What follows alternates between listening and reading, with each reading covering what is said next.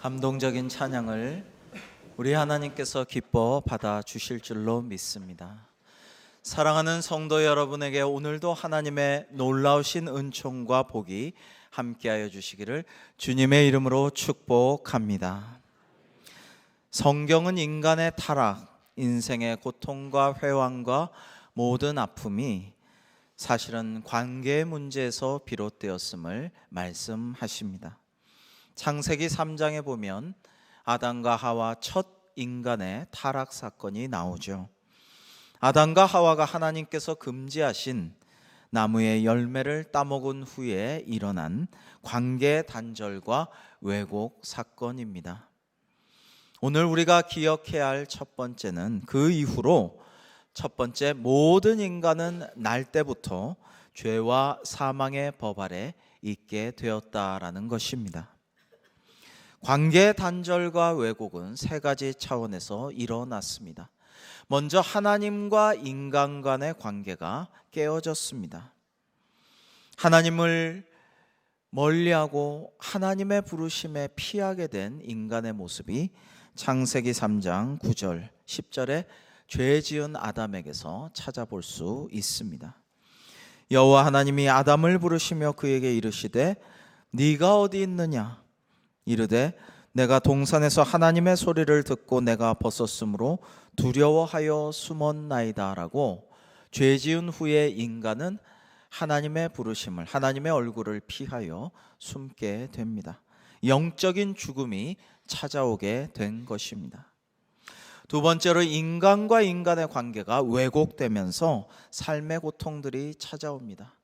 아담은 하와를 얻고 너무 기뻐서 정말 로맨틱한 사랑의 고백을 하죠. 이는 내 뼈 중에 뼈요 살 중에 살이니라. 그런데 죄를 짓고 난 후에 창세기 3장 12절에는 아담이 이르되 하나님이 주셔서, 하나님 탓을 하는 거죠. 나와 함께 있게 하신 그 여자, 그가 그 나무 열매를 내게 주므로 내가 먹었나이다 라고 아내 핑계를 대면서 인간관계가 무너지게 됩니다. 세 번째로 인간과 자연의 관계가 깨어집니다. 그래서 인간의 자연 파괴와 인간에 대한 자연의 보복이 순환이 되게 됩니다. 17절과 18절에는 아담에게 이르시되 네가 네 아내의 말을 듣고 내가 네게 먹지 말라 한 나무의 열매를 먹었은즉 땅은 너로 말미암아 저주를 받고 너는 내 평생에 수고하여야 그 소산을 먹으리라. 땅이 내게 가시덤불과 엉겅퀴를 낼 것이라 하고 말씀하십니다. 최초의 인류는 이처럼 하나님 말씀에 불순종하고 거역하며 하나님의 부르심에도 숨고 또 다른 인간의 핑계를 대고 이렇게 함으로써 낙원에서 쫓겨나고 맙니다. 그러므로 모든 율법을 다 지키지 않는 자는 그 이후로 원죄를 유전함으로 죄와 사망의 법 아래 거하게 되었고 저주받은 존재가 되고 말았습니다. 인류의 타락은 아담과 하와가 하나님 말씀에 불순종하고 스스로 기준으로서 선과 악을 판단함으로 생겼는데요. 하나님과 사람의 관계, 사람 간의 관계, 자연과의 관계가 무너지고 단절되고 왜곡됨으로 인하여 죄와 사망의 법이 인류를 지배하게 된 것입니다. 계속 이어져 오는 저주를 그래서 인간은 벗어날 수 없게 됩니다. 인류의 첫 번째 자식이 누구입니까? 아담과 하와의 두 아들이 있었죠. 바로 가인과 아벨입니다.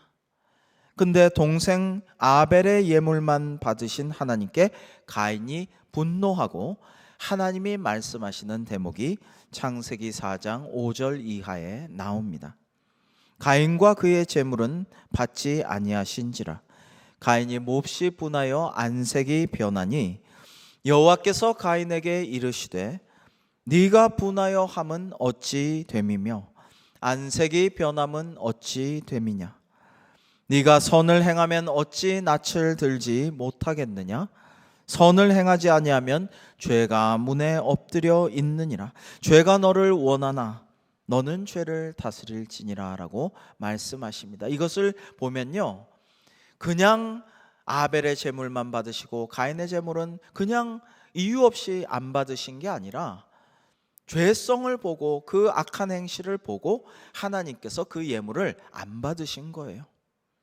또는 아벨을 미워하는 그 미움이 가득한 마음을 보시고 안 받으신 겁니다.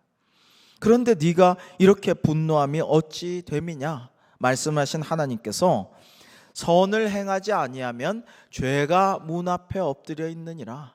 죄가 너를 원하고 있다. 그러나 가인아 네가 그 죄를 다스려라. 굉장히 간곡하고 간절하게 권면하는 하나님의 사랑의 말씀이에요. 그런데 가인은 그 죄에 이기지 못하고 죄에 삼켜버리고 맙니다. 문 앞에 엎드려져 있던 그 죄에 삼켜져 버린 가인은 미워하는 질투하는 아벨을 죽여버리고 맙니다. 여러분, 동생 아벨을 죽여버린 가인의 후손은 점점 악해져 갑니다. 라멕이란 인물이 그의 자손 중에 있습니다. 그는 아주 악랄하고 교만하며 오만방자합니다. 창세기 4장 23절 24절에 보면 이 가인의 후손 라멕이 말합니다. 라멕이 아내들에게 이르되 아다와 실라여 내 목소리를 들으라. 라멕의 아내들이여 내 말을 들으라. 나의 상처로 말미암아 내가 사람을 죽였고 나의 상함으로 말미암아 소년을 죽였도다. 가인을 위하여는 벌이 7배일진데 라멕을 위하여는 벌이 77배 일이로다 하였더라. 여러분, 점점 더 악해져가고 방자해져가는 인간의 모습을 라멕이 대표하고 있는 것입니다.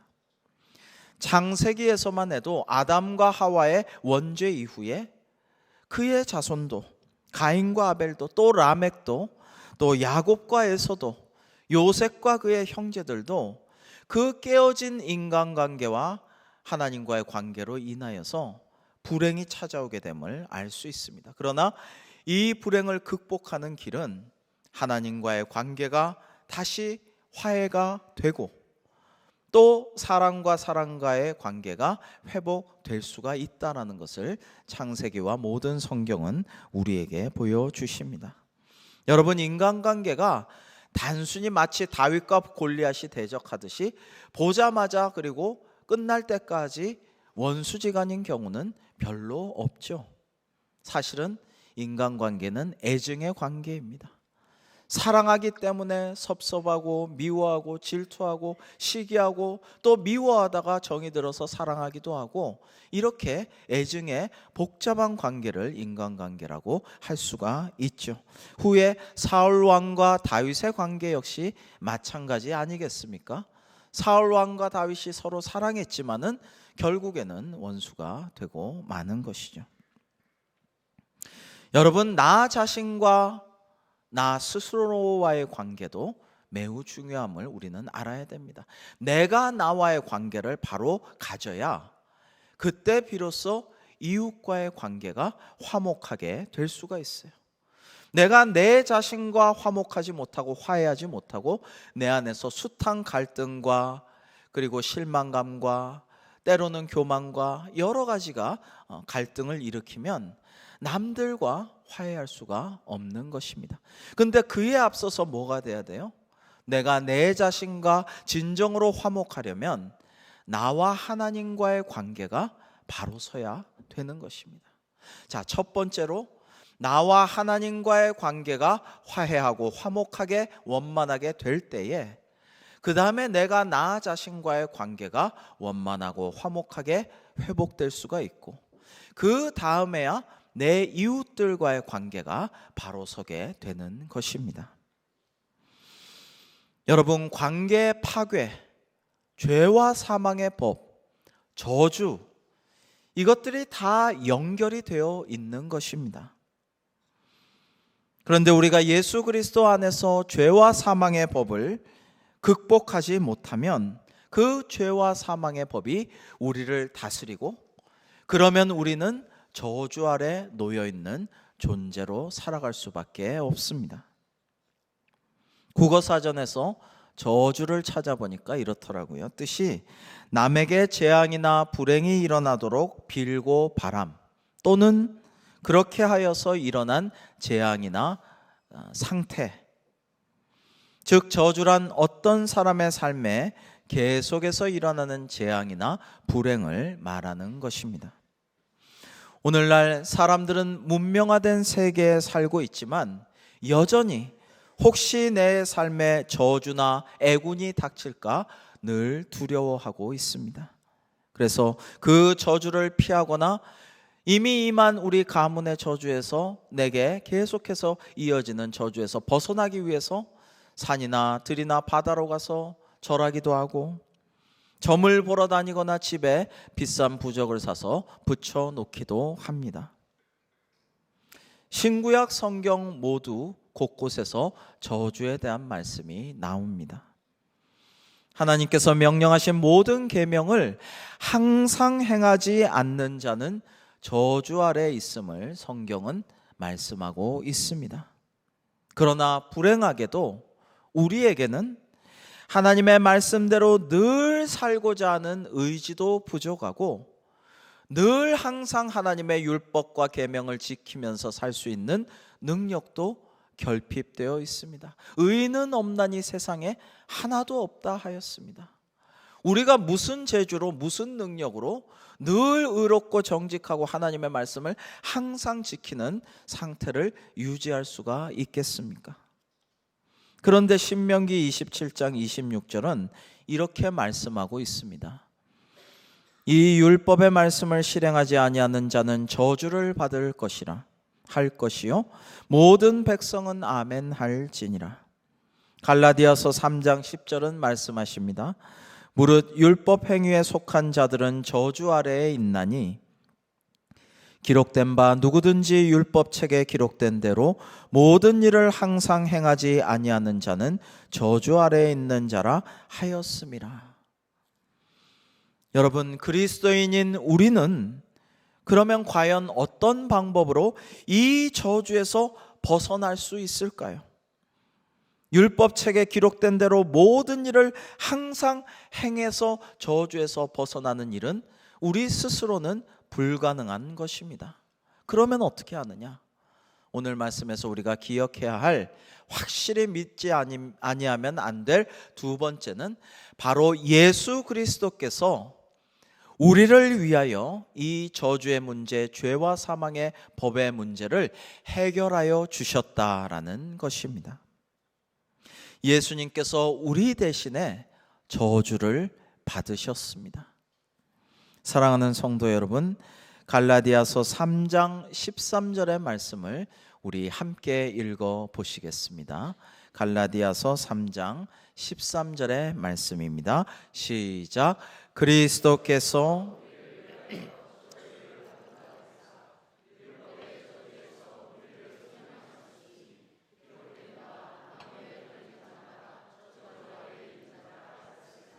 아멘. 여러분, 이처럼 예수 그리스도께서 우리의 죄 문제를 해결해 주시려고 죄와 사망의 법 아래 짓눌려 있고 저주의 사슬에 묶여 있는 우리를 해방시켜 주시려고 죄 없으신 예수 그리스도께서 몸소 저주를 받으셨다라는 것입니다.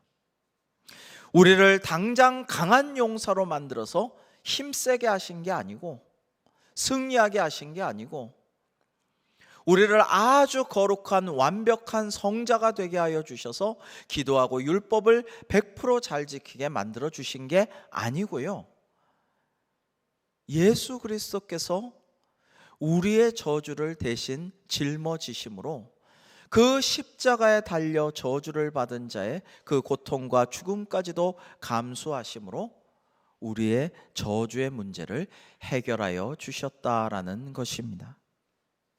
이것을 대속적인 해결, 또 형벌 면제 방식의 법정적인 해결이라고 부를 수 있습니다. 오늘 하나님께서 우리에게 주신 말씀에서 그러므로 이제 그리스도 예수 안에 있는 자에게는 결코 정죄함이 없나니라고 말씀하십니다. 이 말씀은 39절에서 우리 주 그리스도 예수 안에 있는 하나님의 사랑에서 끊을 수 없으리라 라는 은혜로운 신앙 고백적인 선언을 다시 한번 되새길 수 있게 만들어 줍니다. 여러분, 오늘 본문에 앞선 로마서 7장에서 바울은 이렇게 고백합니다.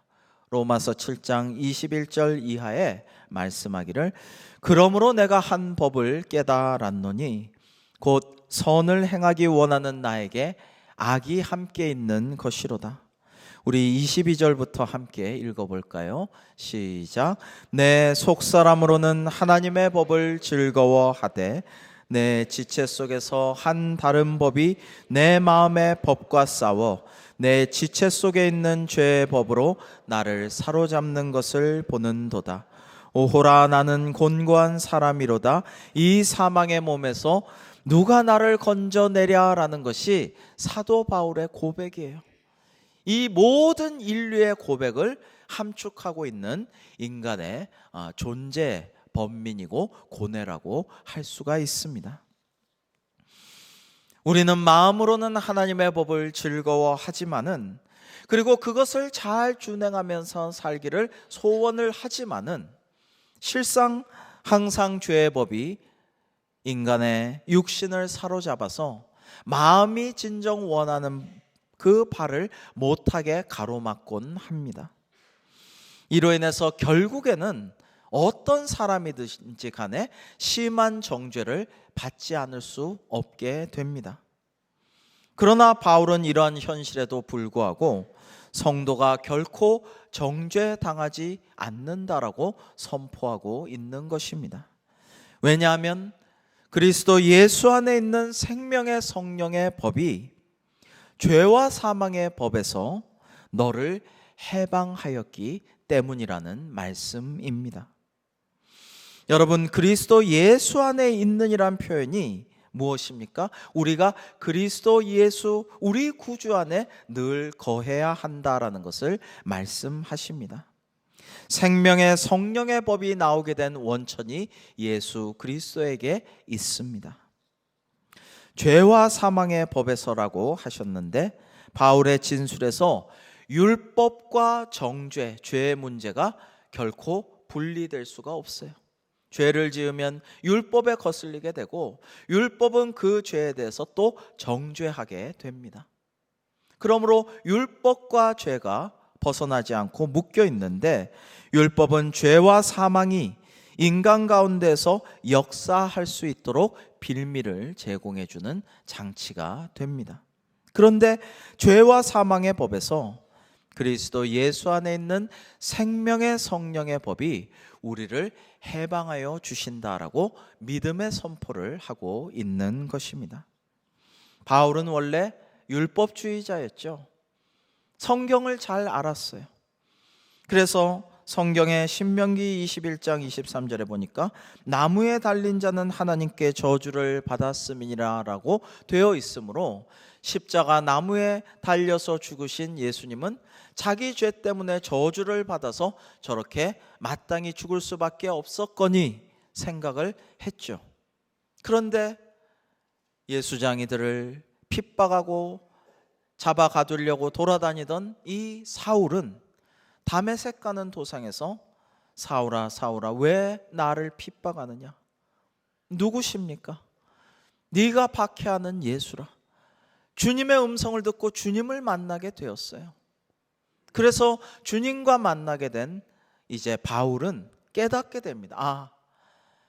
본인의 죄로 인해 저주받아 죽은 게 아니라 예수님께서는 바로 이 죄인된 나를 위해서 십자가에 달려 돌아가신 것이구나.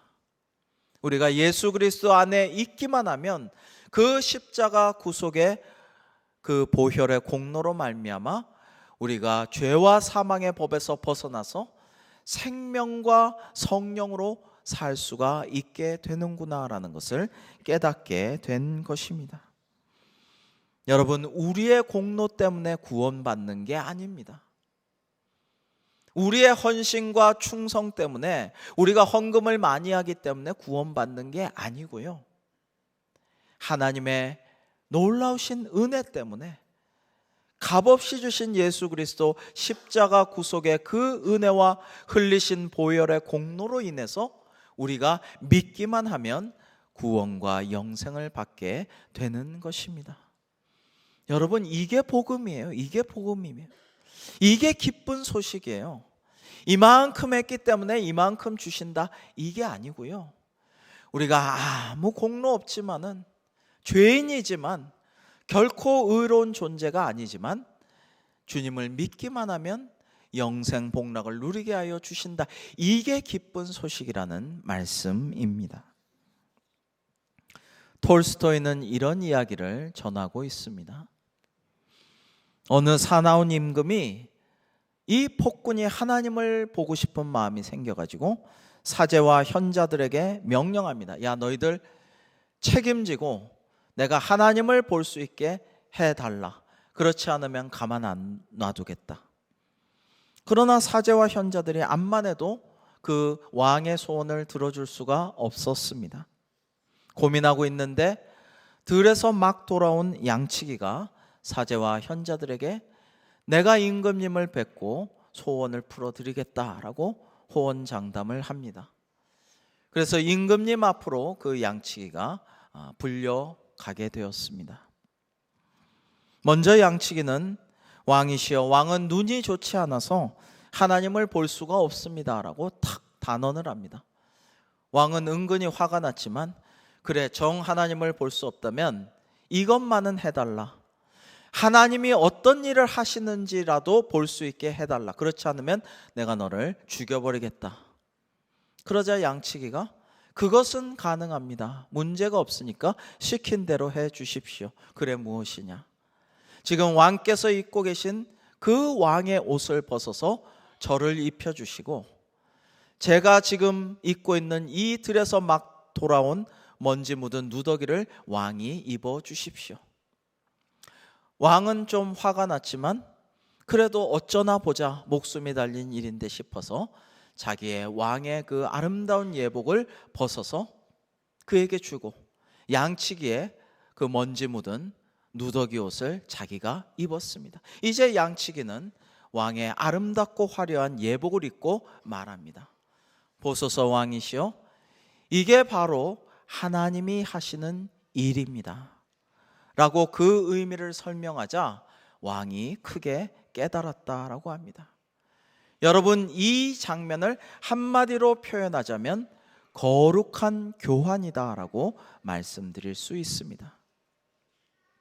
하나님께서는 하늘 보좌 버리시고 독생자 예수 그리스도를 이 땅에 내려보내셔서 성육신하사 우리와 함께 살게 하여 주셨습니다. 그리고 십자가에 달려 돌아가시기까지 만드셨습니다. 예수님은 여기 순종하시면서 무엇을 하셨습니까? 거룩한 교환을 하셨습니다. 예수님은 우리의 저주를 대신 받으시고 우리 믿는 자, 그리스도 예수 안에 있는 자에게는 복을 내려 주셨습니다. 예수님은 우리의 사망을 받으시고 영원한 생명을 대신 주셨습니다. 예수님은 우리의 모든 죄와 연약함을 대신 받아주시고 우리에게는 의롭다 칭함을 허락하여 주셨습니다. 그리고 우리를 강건하게 만들어 주셨습니다. 여러분, 이것이 거룩한 교환입니다. 하나님은 우리의 모든 악하고 더럽고 연약한 것들과 죄와 사망과 저주를 받아주시고 우리에게는 하늘로부터 내려오는 하나님의 은총과 복과 영생을 내려주셨습니다. 할렐루야. 이것이 거룩한 교환의 신비입니다. 하나님이 우리에게 하신 일들입니다. 여러분, 이제는 그리스도 예수 안에 있는 자는 누구나 죄와 사망의 법 아래 있던 저주의 사슬에서 풀려나 생명의 성령의 법으로 자유와 해방을 누릴 수 있게 되었습니다. 하나님과 올바른 관계를 맺지 못하게 방해하는 모든 악하고 더럽고 죄된 속성들을 우리는 이제 벗어버리고 기뻐하며 감사하며 즐거워하며 주님을 찬양하고 영광을 올려드리며 자유로운 삶을 만끽하는 것이 마땅합니다. 이제는 하나님께서 친밀하게 나와 화해하셔서 기도할 때 나의 음성을 다 들어주시고 또 응답하며 주님의 음성을 들려주실 것입니다. 우리의 삶이 복되게 하여 주시고 우리를 늘 주님의 뜻대로 인도하여 주실 것입니다. 우리는 저주받은 자에서 복된 자로 변화하게 된 것입니다. 갈라디아서 3장 14절에는 이와 같이 말씀하십니다. 이는 그리스도 예수 안에서 아브라함의 복이 이방인에게 미치게 하고 또 우리로 하여금 믿음으로 말미암아 성령의 약속을 받게 하려 함이라. 아멘. 여러분, 이 거룩한 교환의 신비로 인하여서 우리는 저주받은 자에서 복된 자의 삶을 누리게 됨이 얼마나 감사한지요. 세상의 많은 이들은 내가 지금 가난하게 사는 것이 저주라고 여깁니다. 그러나 그렇지 않습니다. 이 짧은 우리 인생에서 가난하게 살아도 하나님을 믿고 주님을 섬기고 은총 가운데 있는 자는 복 있는 자입니다. 내가 왜 이렇게 아프고 지금 어려운 병에서 이렇게 신음해야 하는가? 나는 저주받았나? 아닙니다. 날 때부터 장님된 사람에게 예수님께서는 그 부모의 죄도 아니고 본인의 죄도 아니고 하나님의 하시는 일을 보게 하려 함이라, 이렇게 말씀하시고 그를 구원하여 주셨습니다. 병들었어도 아파도 하나님의 은혜 가운데 기도하며 주님을 찬양하며 오히려 남들에게 감동을 주고 전도하는 복된 삶을 살 수가 있습니다. 그것은 저주가 아니에요. 성경은 그런 것들이 저주가 아니라 예수 그리스도의 십자가 은혜 안에 거하지 못하는 자들의 삶이 저주받은 삶이라고 말씀하는 것입니다. 그리고 십자가의 은혜를 맛보고도 그리스도에게서 떨어져 나가고 악한 삶으로 돌아가고 이단의 말에 귀 기울여 잘못된 이단의 길에 들어서면 안 되는 것이죠. 그러므로 우리는 마지막 세 번째로 생명의 성령의 법에 거해야 합니다. 무엇보다도 예수 그리스도 안에 늘 있도록 기도해야겠습니다. 고린도전서 16장에는 22절의 말씀에 만일 누구든지 주를 사랑하지 아니하면 저주를 받을지어다 우리 주여 오시옵소서라고 말씀하십니다. 하나님의 아들 예수 그리스도의 십자가의 보혈의 은혜를 받지 않고서는 어떤 점을 치거나 정말 부적을 사다 붙이거나 궁합을 보거나 길이를 택하거나 무슨 짓을 해도 저주받은 인생에서 풀려날 수가 없는 것입니다. 왜냐하면 원죄를 이어받은 모든 인간은 죄와 사망의 법 아래 있는 저주받은 존재로서 거기서 벗어나는 길은 예수 그리스도의 십자가 보혈의 공로밖에 없기 때문입니다. 그러므로 우리는 이단 사설에 빠지지 않도록 많이 주의하고 경계해야 하겠습니다. 사도 바울은 이단 사설에 빠져 거짓 복음을 전하는 자는 저주 아래 있다라고 갈라디아서에서 말하고 있습니다. 그러나 요즘에 이단들이 너무나 창궐하고 성도들을 미혹하기 위해서 오히려 세상 사람들에게 포교하기보다는 성도들을 집중적으로 정말 미혹하려고 유혹하려고 그렇게 강력하게 다가오고 있는 실정입니다. 여러분들 이단 사설에 미혹되지 마시고 오직 주님의 은혜 가운데 그리스도 예수 안에서 이러한 생명의 성령의 법을 사모하면서 그 안에 거하시는 여러분 되기를 간절히 바랍니다. 예수 그리스도를 믿고 그 놀라운 은혜를 맛보고 그 능력을 경험하였음에도 다시 악한 생활로 돌아가 예수님을 욕보이는 일이 없도록 또한 자기를 절제하고 돌아보고 죄를 지었거든 회개하며 주님의 은혜를 구해야 하는 것입니다. 히브리서 6장 4절로 6절에는 이렇게 말씀하십니다. 한 번 빛을 받고 하늘의 은사를 맛보고 성령에 참여한 바 되고 하나님의 선한 말씀과 내세의 능력을 맛보고도 타락한 자들은 다시 새롭게 하여 회개하게 할 수 없나니 이는 그들이 하나님의 아들을 다시 십자가에 못 박아 드러내놓고 욕되게 함이라 라고 말입니다. 여러분, 이러한 말씀이 성경에 있음을 우리가 두렵고 떨림으로 잘 새겨듣고 이단과 악한 자들의 유혹하는 것에서 경계하고 우리의 중심을 하나님의 말씀으로 잘 지켜야 하겠습니다.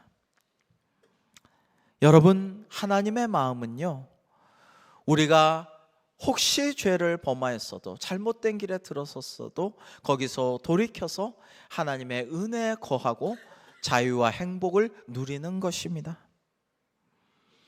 요한복음 5장 14절에 나오시는 예수님의 우리를 향하신 간곡한 말씀을 우리 함께 읽어 보시겠습니다. 요한복음 5장 14절 시작. 그 후에 예수께서 성전에서 그 사람을 만나 이르시되 보라, 내가 나았으니 더 심한 것이 생기지 않게 다시는 죄를 범하지 말라 하시니 아멘. 이게 예수님의 마음이에요. 다시는 죄를 범하지 말라. 그래서 힘겨운 상황에 처하지 않기를 바란다. 이게 하나님의 마음이에요. 간음하다 현행범으로 잡혀서 돌에 맞아 죽게 된 여인을 구원해 주신 예수님께서는 이렇게 말씀하십니다. 그 여인에게 이것이 하나님의 마음이에요. 요한복음 8장 11절 말씀 우리 함께 읽겠습니다. 요한복음 8장 11절 시작. 예수께서 이르시되 나도 너를 정죄하지 아니하노니 가서 다시는 죄를 범하지 말라 하시니라 아멘. 이게 주님의 우리를 향하신 마음인 것입니다. 히브리서 12장 1절로 2절에는 하나님께서 우리에게 이렇게 권면하고 있습니다.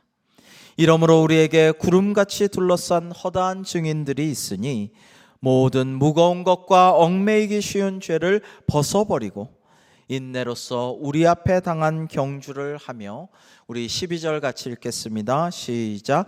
믿음의 주요 또 온전하게 하시는 이인 예수를 바라보자. 그는 그 앞에 있는 기쁨을 위하여 십자가를 참으사 부끄러움을 개의치 아니하시더니 하나님 보좌 우편에 앉으셨느니라 아멘.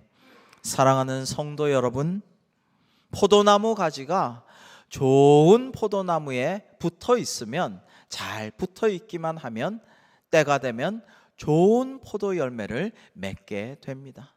마찬가지로 우리도 그리스도 예수 안에 늘 거함으로써 죄와 사망의 법에서 해방되어 생명의 성령의 법으로 기뻐하고 즐거워하며 모든 저주의 사슬을 끊고 하나님이 예비하신 영생복락과 복을 누리는 저와 여러분이 될 수 있기를, 그리고 이 기쁜 소식을 우리 주변의 이웃들에게 전하는 삶과 사역 되기를 주님의 이름으로 축원합니다. 기도하시겠습니다. 그러므로 이제 그리스도 예수 안에 있는 자에게는 결코 정죄함이 없나니 이는 그리스도 예수 안에 있는 생명의 성령의 법이 죄와 사망의 법에서 너를 해방하였음이라. 아멘.